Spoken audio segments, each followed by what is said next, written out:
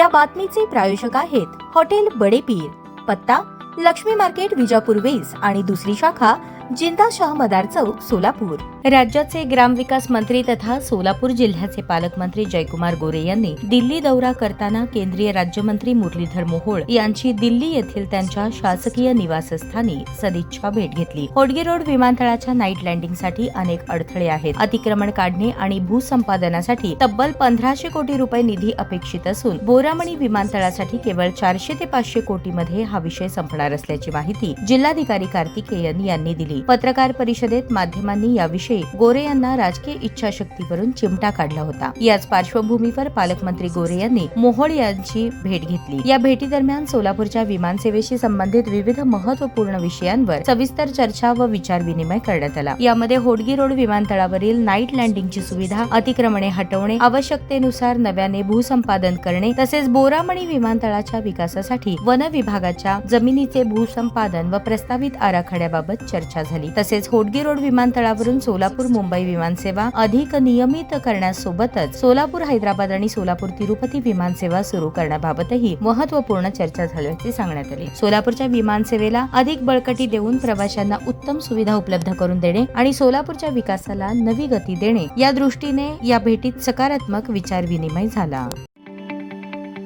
ताज्या बातम्या पाहण्यासाठी प्राईम महाराष्ट्र न्यूज चॅनलला सबस्क्राईब करा।